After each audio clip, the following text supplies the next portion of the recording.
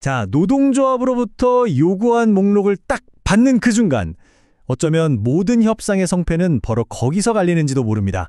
오늘 이 단체 교섭이라는 아주 치열한 게임의 플레이북을 한번 제대로 파헤쳐 보겠습니다. 한번 상상해 보세요. 노조가 요구안이 담긴 서류를 건넸습니다. 이때 당신의 첫 번째 수는 무엇이 되어야 할까요? 이게 그냥 대화를 시작하는 게 아니에요. 여기서 어떻게 대응하느냐가 전체 협상의 판도를 완전히 결정짓는 정말 중요한 순간이거든요. 그래서 가장 먼저 해야 할 일은 바로 이 요구안 분석입니다. 많은 분들이 이걸 그저 도조가 이런 걸 원하는구나 하는 단순한 목록으로만 생각하는 실수를 하곤 하죠. 근데 사실은요, 이 목록 안에 앞으로 벌어질 협상의 모든 변수가 다 숨어 있다고 봐야 합니다. 예를 들어 임금 5% 인상처럼 숫자가 명확한 요구도 있지만 복리후생 개선처럼 굉장히 모호하고 광범위한 요구도 있잖아요. 이 둘을 똑같이 취급해서는 절대 안 됩니다. 각 항목이 진짜 뭘 의미하는지, 그리고 법적으로 어떤 무게를 갖는지 이걸 처음부터 제대로 파악해야 해요. 그래야 나중에 생길 수 있는 법적 리스크도 막고 협상의 주도권을 우리가 쥘 수 있는 거죠. 자, 여기서부터가 정말 흥미로운 지점인데요. 노조가 내미는 그 수많은 요구사항들이 사실은 아주 명확하게 구분되는 세 가지 법적 카테고리 중 하나에 반드시 속한다는 겁니다. 이게 그냥 이론적인 얘기가 아니고요. 모든 교섭 테이블에 보이지 않는 규칙, 그러니까 하나의 프레임워크라고 생각하시면 돼요. 이 세 개의 바구니를 이해하는 것, 이게 바로 앞으로 닥칠 복잡한 상황을 헤쳐나갈 가장 강력한 무기가 될 겁니다. 이 표가 그 핵심을 보여주는데요. 자, 첫째, 의무적 교섭사항입니다. 말 그대로 임금, 근로시간처럼 근로조건에 직접적으로 영향을 미치는 것들이죠. 만약 회사가 이건 얘기 안 할래요 하고 교섭을 거부하면 그 자체가 부당노동 행위가 될 수 있습니다. 아주 중요하죠. 둘째는 임의적 교섭사항이에요. 예를 들면 구내식당 메뉴나 주차규칙 같은 것들, 양측이 합의하면 논의할 수 있지만 회사가 거부한다고 해서 법적인 불이익은 전혀 없습니다.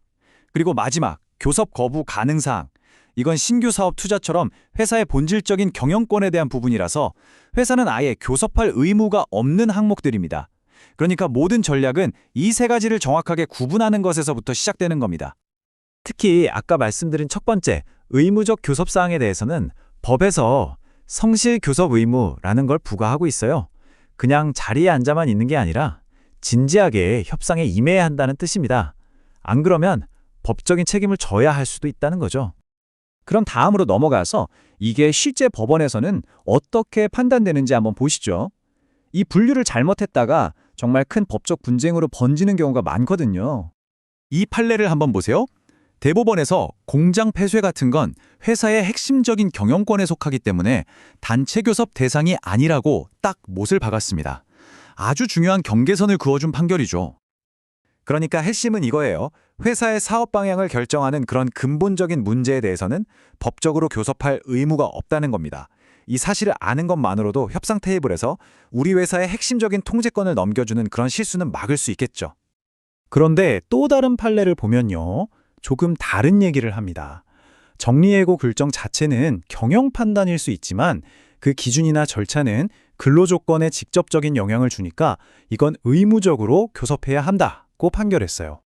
무슨 뜻이냐면 회사가 왜 정리해고를 해야 하는지 그 이유는 경영권의 영역일 수 있어요. 하지만 어떻게 할 건지, 그리고 누구를 대상으로 할 건지 이 부분은 반드시 노조와 논의해야 한다는 겁니다. 이 미묘한 차이를 아는 게 구조조정 같은 민감한 상황에서 부당노동 행위로 몰리는 걸 피하는 데 정말 중요합니다. 그렇다고 해서 아까 말한 성실교섭 의무가 회사의 모든 정보를 다 공개해야 한다는 뜻은 또 아니에요. 이 판례에서 보듯이 만약 노조가 요구하는 자료에 영업비밀 같은 민감한 정보가 포함되어 있다면 회사는 정당하게 정보 제공을 거부할 수 있습니다. 여기에도 분명한 경계선이 있는 거죠. 결국 회사는 성실하게 교섭에 임하면서도 동시에 회사의 핵심 자산이나 기밀 정보는 보호할 수 있는 권리가 있다는 겁니다. 이 균형을 잘 잡아야 해요.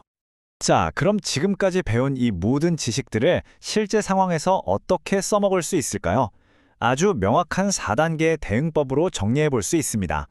이 4단계가 여러분의 행동 지침이 될 겁니다. 자, 1단계. 노조의 모든 요구를 우리가 배운 대로 의무적, 임의적, 거부 가능 사항으로 분류하는 겁니다. 법적 근거를 가지고요. 2단계는 각 요구를 들어줬을 때 우리 회사에 재무적으로 또 운영적으로 어떤 영향이 있을지 아주 구체적으로 계산해 보는 거죠. 3단계에서는 이걸 바탕으로 어디까지 양보할 수 있고 이건 절대 안 된다 하는 레드라인을 정해서 우선순위를 매깁니다. 그리고 마지막 4단계, 무조건 안 된다고만 할 게 아니라 거절해야 할 요구에 대해서는 창의적인 대안을 미리 준비하는 겁니다. 이 과정을 거치면 더 이상 끌려다니는 협상이 아니라 우리가 주도하는 전략적인 협상을 할 수 있게 되는 거죠.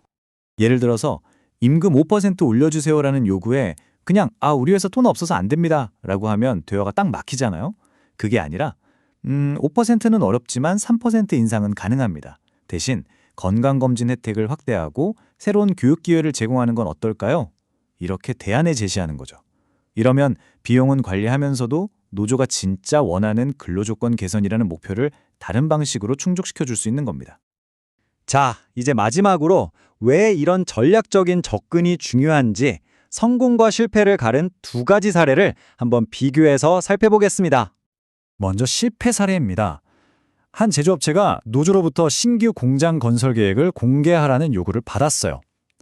사실 이건 아까 배운 대로 명백한 거부 가능한 사항이었거든요. 그런데 회사가 이걸 덜컥 수용해버린 겁니다. 결과는 어땠을까요? 정보가 유출돼서 경쟁사가 시장을 선점해버렸고 결국 실적이 악화돼서 구조조정까지 하게 됐습니다. 요구한 분류라는 첫 단추를 잘못 끼운 대가가 정말 컸던 거죠. 반면에 성공 사례를 볼까요? 제2운수사는 주 4일제를 도입하라는 요구를 받았습니다. 이건 임의적 교섭사항이죠. 이 회사는 무작정 안 된다고 하지 않았어요. 첫째, 이게 법적으로 의무사항이 아니라는 점을 판례를 들어서 차분히 설명했습니다.